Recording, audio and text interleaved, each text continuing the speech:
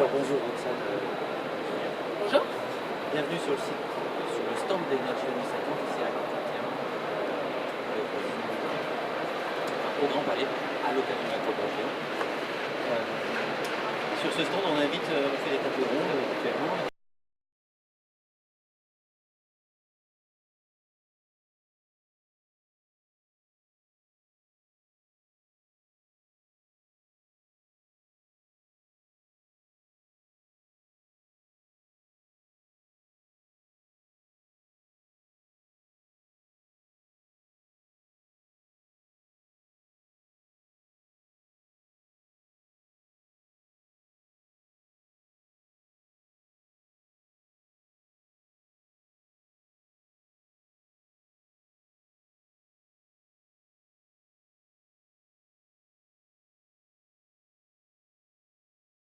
Sociaux et d'arriver à trouver des nouveaux formats pour intéresser le plus de monde à ces sujets-là et éviter justement de travailler en vase clos avec des gens qui sont déjà conscients des risques et comment justement on arrive à intéresser monsieur, madame, tout le monde qui aujourd'hui sont assez loin de ces sujets-là. Alors quand on a analysé un peu ce monsieur et madame tout le monde, on s'est rendu compte qu'effectivement il y avait ceux qui étaient sceptiques ou ceux qui étaient contre tous ces sujets-là. Et il y avait une grande partie des gens qui s'y intéressaient mais qui avaient du mal à concrètement agir parce que les formats qu'on leur propose aujourd'hui n'étaient pas vraiment adaptés. Et que même s'ils avaient envie d'action, ils avaient souvent un problème parce qu'ils ne savaient pas vers qui se tourner, ils n'avaient pas forcément le temps de le faire.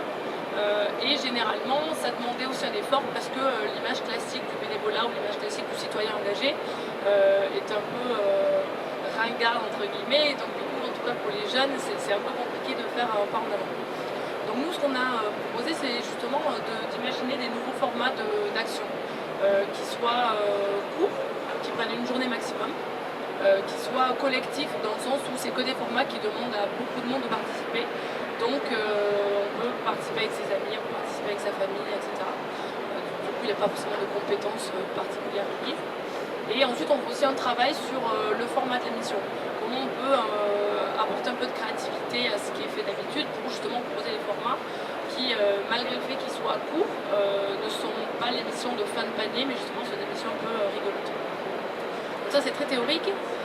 Concrètement, comment ça marche? Quand je dis qu'on est une plateforme de crowd timing, c'est parce qu'on s'est inspiré du crowdfunding. C'est-à-dire qu'effectivement, on est une plateforme qui va permettre à un porteur de projet de mettre en avant son action et de solliciter les gens. Sauf que dans notre cas, on ne sollicite pas les gens sur de l'argent, mais sur du temps, donc vous l'aurez compris. Et donc notre plateforme va l'aider à pouvoir présenter son action et à plus facilement recruter ou rechercher des participants. Donc ça va être le cas d'une action qui va dire voilà, moi j'ai besoin ce dimanche de 100 personnes pendant 2 heures.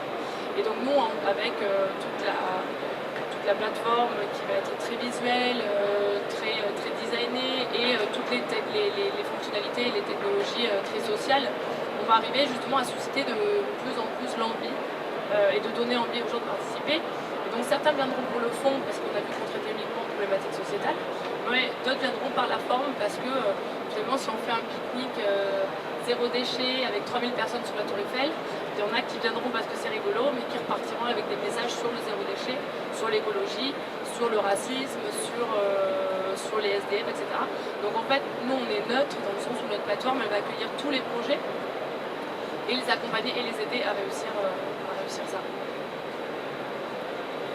Alors, on a discuté un tout petit peu tout à l'heure, mais nous, Énergie 2050, on est très impliqués au niveau international. On est dans une cinquantaine de pays dans le monde, à différents niveaux, au niveau national, au niveau régional, mais aussi au niveau des territoires et au niveau local. Et je me demandais si on pourrait imaginer à l'avenir, parce que je vois que vous êtes tout jeune, mais vous êtes à l'avenir, un full MOPS dans un pays en développement et dans le cadre d'un projet de solidarité, voire même international, qui aurait une composante développement, une composante atténuation du changement climatique ou adaptation du changement climatique. Et comme on discutait tout à l'heure, finalement notre plateforme elle peut être utilisée dans un enjeu très local, en disant moi j'habite en Meurthe-et-Moselle et j'ai besoin de réunir 100 personnes pour telle initiative. Mais ça peut être aussi national en disant voilà, moi j'ai envie de sensibiliser au niveau du pays, donc comment je vais lancer une action qui peut se faire autant à Nantes, à Montpellier, à Paris, etc. Donc aujourd'hui on est limité par la France, on est limité en France du moins, parce qu'effectivement on est assez jeune et que la plateforme est uniquement en français, etc. Mais on cherche nous à répliquer ensuite le modèle de cette plateforme dans d'autres langues, pour d'autres usages, donc effectivement on peut énormément imaginer une collaboration, vous avez dit. Donc ça pourrait être par exemple une ONG X a besoin d'un certain nombre de volontaires Y pour aller mener une activité de projet dans un pays Z, et on peut passer par un full mobs pour recruter les volontaires. Ouais. En fait, on travaille aussi sur les différents usages qu'on peut faire avec une campagne de crowdfunding. C'est-à-dire, ok, vous me dites que je peux réunir 100 personnes pendant 2 heures, maintenant qu'est-ce que je fais avec ces 100 personnes pendant 2 heures? Donc effectivement, il y a le côté très concret qui est de dire on va faire un chantier. Effectivement, en une journée, on fait pas mal de boulot avec 50, 100, 200 personnes. C'est l'aspect le plus évident qu'on peut voir. Un autre aspect aussi évident, ça va être la recherche de bénévoles. Je fais un festival qui finalement sensibilise sur les thématiques humanitaires du développement. Pour ce festival-là, j'ai besoin de bénévoles sur la journée. Voilà. Ça, c'est des usages un peu classiques. De plus en plus, nous, on cherche à pousser les gens à utiliser ce format-là sous des formats un peu plus novateurs. C'est-à-dire faire de la mobilisation ponctuelle une brique d'une stratégie plus long terme. Je m'explique. J'ai besoin justement, moi, de sensibiliser les gens sur le manque de l'eau en Afrique. Comment je vais pouvoir imaginer, alors j'ai pas la réponse tout de suite, mais comment en fait on peut imaginer un format, comme je disais, qui soit à la fois rigolo mais sérieux, qui permette en France de mobiliser énormément de gens et de sensibiliser énormément de gens sur ces thématiques-là. Pour donner un exemple, donc ça va être un peu éloigné de ce que je viens de dire, mais on a fait une campagne avec Zero Waste France et Surfrider Foundation qui voulait sensibiliser sur le fait que jeter les mégots par terre polluait l'eau indirectement. Donc ils ont réuni 80 bénévoles qui ont fait toute une armada dans les rues de Paris pour aller ramasser des mégots et questionner les gens sur leurs gestes citoyens, etc. Donc en fait, le ludique vient aussi de l'aspect collectif. Parce qu'effectivement, 80 personnes avec tous les mêmes t-shirts, les pinces, etc., on passe forcément un bon moment. Et donc les participants, comme les gens autour, ont été sensibilisés à cette thématique-là. Donc c'est vrai qu'il y a tout un aspect sensibilisation. Il y a tout un aspect aussi création, fédération de communauté. Moi qui suis une association, j'ai besoin de gens qui me connaissent, j'ai besoin de... Au contraire, j'ai déjà énormément de gens qui me connaissent, mais j'ai besoin de les motiver un peu plus dans mon action.